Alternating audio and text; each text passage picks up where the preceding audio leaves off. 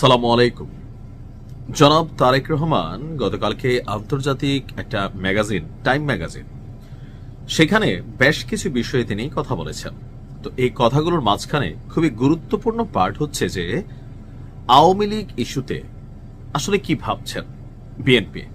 জনাব মির্জা ফখরুল ইসলাম তিনি বলছিলেন যে আওয়ামী লীগকে বাহিরে রেখে যে নির্বাচন হচ্ছে সেই নির্বাচনটা আসলে কতটুকু সুষ্ঠু হবে বা কতটুকু গণতান্ত্রিক হবে বিশ্ব দরবারে এ নিয়ে কিন্তু তিনি একটা বক্তব্য দিয়ে সমালোচনার মুখে পড়েছেন। ঠিক এর একদিন পরে যখন আমরা বাংলাদেশের গণমাধ্যমগুলোতে জনাব তারেক রহমানের টাইম ম্যাগাজিনে আসা প্রচ্ছদে আওয়ামী লীগের নির্বাচন এবং নিষিদ্ধকরণ ইস্যুতে আসলে তিনি কি ভাবছেন, নিষিদ্ধ না, বিষয়টা হচ্ছে যে সাময়িকভাবে আওয়ামী লীগের কার্যক্রম স্থগিত, কিন্তু এই নির্বাচনে আওয়ামী লীগ আপাতত নিষিদ্ধ বা এখানে বিভিন্ন অঙ্গ সংগঠনকে নিষিদ্ধ করা হয়েছে। তো নির্বাচনে আওয়ামী লীগকে আসলে বিএনপি চায়।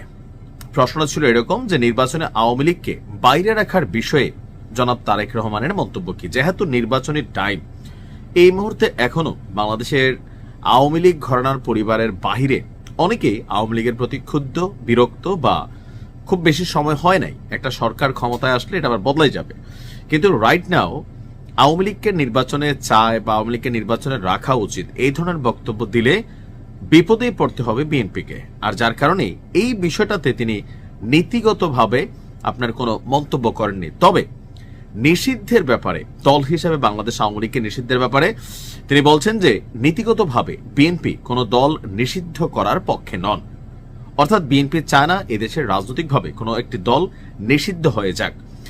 কেন চায় না? তার বক্তব্য, আজ যদি একটি দল নিষিদ্ধ করা হয় তবে কাল আমার দল যে নিষিদ্ধ হবে না তার নিশ্চয়তা কি? তবে যারা এই দলটার মধ্যে অপরাধী আছেন তাদের শাস্তির বিষয়ে তিনি আপোষহীন। এটা একটা কালচার। যেমন ধরেন আওয়ামী লীগ সরকার এসে জামাতের রাজনীতি নিষিদ্ধ করে দিছে, তাদের নিবন্ধন বন্ধ করে দিছে, মার্কা এটা সরাই দিছিল। তো এগুলার কারণে জামাতের সাথে বিএনপির যে জোট ছিল, জামাতের নেতারা, এই যে রাইট নাও আমাদের ডক্টর শাফিক সাহেব আছেন, তিনিও কিন্তু ধানের শীষের প্রার্থী ছিলেন। তো জামাত বিকল্প ধারায় রাজনীতি করছে।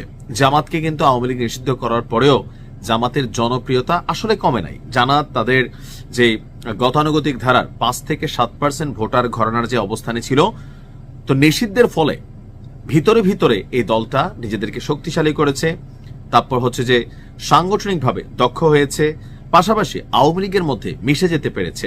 যখন 5ই আগস্ট পরবর্তী বাংলাদেশ আমরা দেখলাম, তো সেখানে দেখলাম আওয়ামী লীগের অনেক কি পয়েন্টে ছাত্রলীগ, যুবলীগ, আওয়ামী লীগের মধ্যে অনেক জামাতের নেতাকর্মী অনুপ্রবেশ করেছিল। আর এজ এ রেজাল্ট এগুলার একটা দায়ভার আওয়ামী লীগকে বহন করতে হয়েছে যে ভেতরের খবরগুলা বাহিরে চলে আসতো। বাট 5ই আগস্টের পর জামাত তাদের রাজনৈতিক নিবন্ধন ফিরে পেয়েছে, নির্বাচনের জন্য তারা যোগ্য হয়েছে, কিন্তু যারা নিষিদ্ধ করলো আওয়ামী লীগ তারাই উল্টা এখন এক ধরনের নিষিদ্ধ অবস্থানে আছে।